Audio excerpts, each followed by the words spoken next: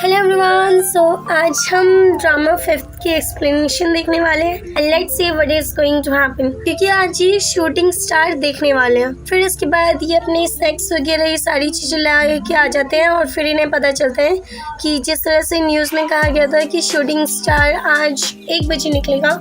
जिन wait करते करते सो जाती है, तभी यहाँ पे जिगी एंड लिंगशाओ एक दूसरे से बातें करते हैं, क्योंकि इनकी मम्स जा चुकी हैं। तो ये जिगी है, वो लिंगशाओ से पूछता है कि तुम्हारी मम्मा वापस आ गई है, तुम कुछ फील करते हो क्या? तुम्हें रीजन पता है कि उन्होंने तुम्हें क्यों छोड़ा, ये सारी चीजें। तो लिंगशाओ कहता है मैं उनसे रीजन पूछ के भी क्या करूंगा, मुझे जब रीजन पता ही है क्यों। अंदर उसके बाद वो जिगी से पूछता है क्या हो अगर तुम्हारी मम्मा वापस आ जाए और वो तुम्हें ले लेंगी, तो मैं उनसे बात नहीं करूंगा, मैं उनसे मिलूंगा भी नहीं, तो उन्हें किक आउट कर दूंगा और मैं अपने डैड के साथ रहूंगा, ऐसा वो लिंगशाओ से कहता है। बट एक्चुअली में ऐसा कुछ नहीं है, हम ऑलरेडी पास में देख चुके हैं। ये बातें कर ही रहे होते हैं, तभी शूटिंग स्टार जाते हैं और वो जिन को जल्दी से उठाते हैं। अंदर ये शूटिंग स्टार को देख के बहुत खुश होती है और वो कहती है उसने पहली बार शूटिंग स्टार देखा होता है। और यहाँ पे जिगी भी मतलब एक प्रॉमिस कर रहे होते हैं, तभी लिंगशाओ उसे देख लेता है। एंड देन यहाँ पे जिन जो है वो कहती है, मतलब वो शूटिंग स्टार से कहती है कि मम्मा मैं यहाँ पे हूँ, क्या आप मुझे देख सकते हो? ऐसे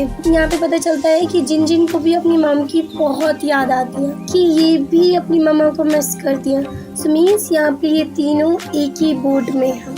अब क्योंकि लिंगशाओ की मम्मा और उसकी बहन चाइना में ही रहते हैं, सो लिंगशाओ की बहन का भी एडमिशन चाइना में हो जाता है।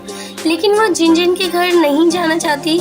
जैसे हमें पता है कि लिंगशाओ की मम्मा उससे बात करना चाहती है लिंगशाओ से और वहाँ जाना चाहती है। यहाँ पे लिटिल ऑरेंज कहती है कि उसे जिन के घर नहीं जाना, तो उसकी मम्मा कहती है हम जिन के घर नहीं जा रहे, हम नूडल शॉप जा रहे हैं। सो लिटिल ऑरेंज कहती है कि मुझे यहाँ पे रहना नहीं है, मुझे सिंगापुर जाना है और यहाँ पे तो मुझे क्लासमेट्स का भी नहीं पता। वो कहती है उसे जाना है। उसकी मम्मा फिर भी उसे मना लेती है और फिर वो जाते हैं रेस्टोरेंट में। वहाँ पे लिंगशाओ भी होता है जो लिटिल ऑरेंज की स्टडी में मदद करता है।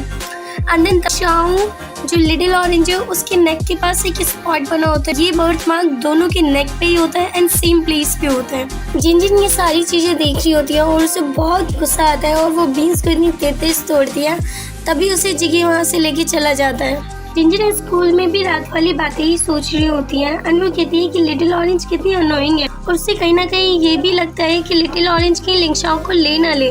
तभी वहाँ पे किंगमिन आ जाती है और वो उससे पूछती है क्या तुम्हारे पेट में दर्द हो रहा है? तो वो कहती है नहीं, पेट नहीं, सर दर्द हो रहा है। एंड देन उसके बाद वो कहती है कि ये तुम्हारे भाई की मम्मी की वजह से हो रहा है क्या तुम्हारे सर में दर्द? वो कहती है शायद हाँ।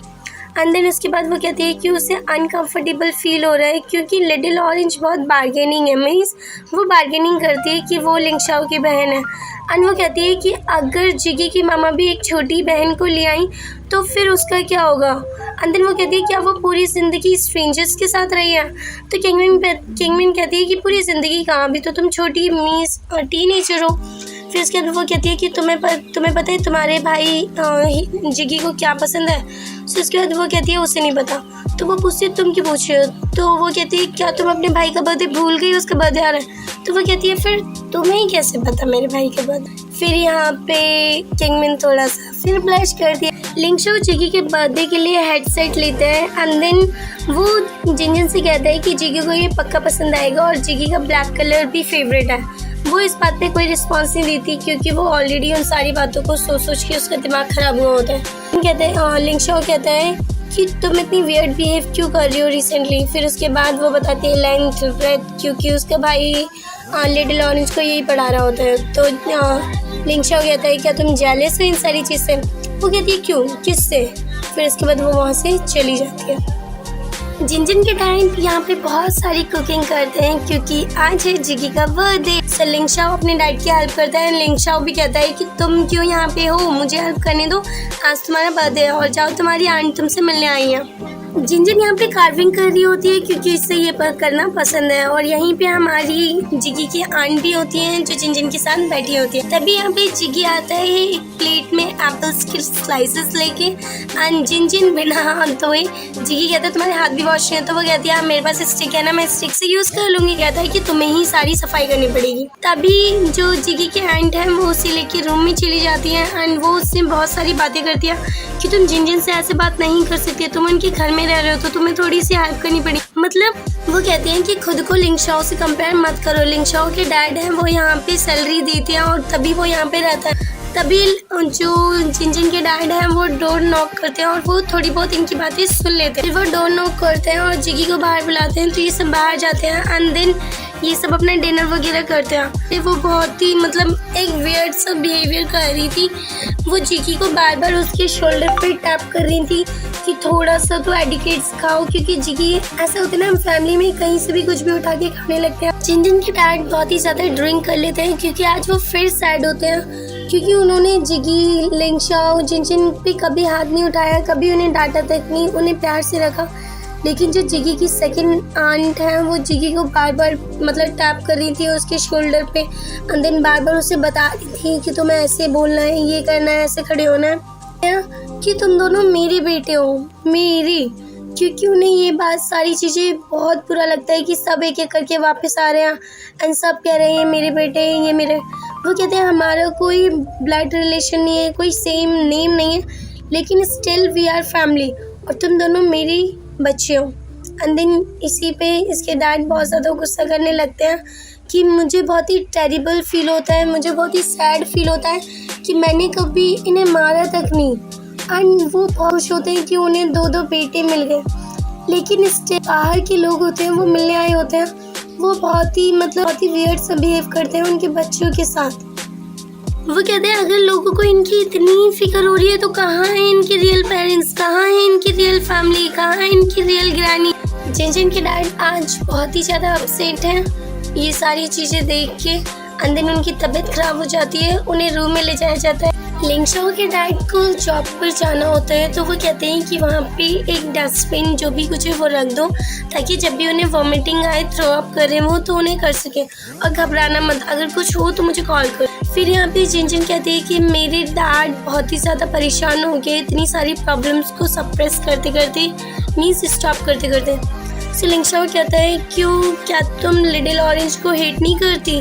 सो वह कहती करती हूँ, मैं तो तुम्हारी फैमिली की सारी फीमेल से करती हूँ, ऑल 3 जनरेशन से करती। फिर ये यहाँ से बाहर चले जाते हैं एंड देन जो लिंग शाओ के डैड है, मीन्स इन तीनों के डैड हाईकाओ, वो ये सारी बातें सुन लेते हैं। फिर उन्हें पास की सारी मेमोरीज याद आती हैं। जब वो जिगी को लेने गए थे, उन्हें वहाँ पे जिगी मिला था जो फील्ड होती है ना, वहाँ पे उसे एक बैग बकेट दे दी गई थी, तो उसने वो बकेट अपने शोल्डर में पे बांध रखी थी एंड वो कुछ फील्ड्स में तो कुछ कलेक्ट कर रहा था। तो ये सारी चीज़ें देखिए लिंग शाओ के डैड और भी ज़्यादा सैड हो जाते हैं कि इन्होंने इस छोटे बच्चों की कैसी हालत कर रखी है। एंड ये जो हाईकाओ हैं जिनजिन के डैड, वो जिनजिन, लिंग शाओ एंड जिगी, इनमें कोई भी अंतर नहीं समझते।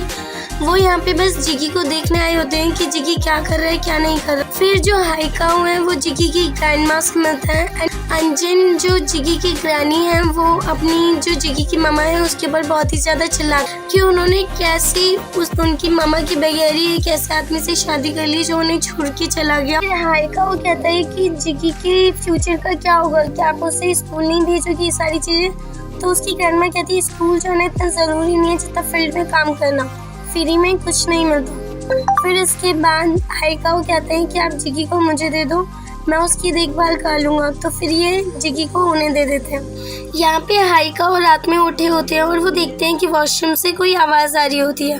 वहाँ पे जिगी क्लोथ्स धो रहा होता है। यहाँ पे जिगी की मम्मी ने उन्हें लेटर भेजा होता है कि थैंक यू मेरे बेटे को अपने बेटी की तरह लेने के लिए, और मैं कभी भी उसकी एक्सपेंसेस नहीं उठा पाती, तो इसलिए वो उन्हें थैंक यू बोलती है। और वह कहते हैं कि जिगी को आप अपने बेटे की तरह ही समझना, क्योंकि मैं अभी ट्रैवल में हूँ, एंड देन आप उसका ख्याल रखना।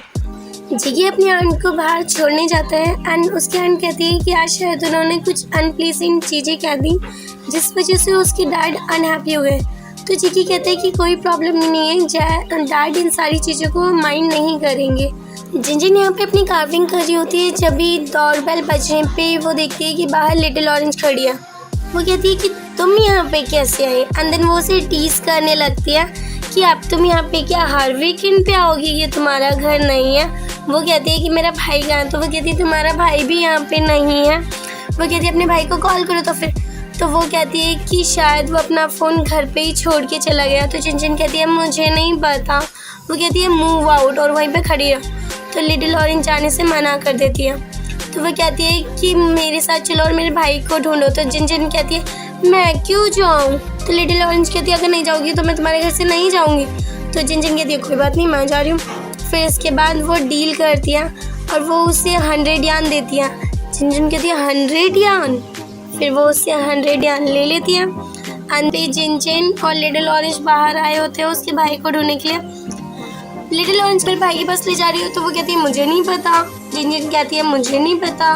फिर वो उसके साथ चलती रहती है। लिटिल ऑरेंज जिनजिन के पीछे चलती रहती है एंड जिनजिन स्टेयर पे भागने लगती है। अचानक ही लिटिल ऑरेंज भी उसके पीछे भागती है बट वो गिर जाती है, जिस वजह से उसे हॉस्पिटल ले जाया जाता है। लिंगशाओ की मम्मा उसे कन्विंस करने की कोशिश करती है बट ऐसा कुछ नहीं होता। एंड देन उसके बाद लिंगशाओ कहता है कि जो चीज़ जिनजिन को बिलोंग करती है वो जिनजिन को ही बिलोंग करेगी और मैं वो किसी को नहीं देने वाला। जिनजिन खुद को कर्ज करती है। उसे ऐसा लगता है लिटिल ऑरेंज इस चेयर से उसकी वजह से गिरी है और उसका जो आर्म फ्रैक्चर्ड हुआ है वो भी जिनजिन की वजह से हुआ है। यहाँ पे जिकी उसे समझाता है कि वो तुम्हारी गलती नहीं थी, वो एक बस मिस्टेक थी जो हो गई। तो अब खुद को कर्ज करना बंद करो। और यहाँ पे दोनों मिलके लिंगशाओ का वेट करते हैं जो अभी तक हॉस्पिटल से वापस नहीं आए। ये एपिसोड यहीं पे ख़त्म होता है। मिलते हैं नेक्स्ट पार्ट में। Till then bye bye.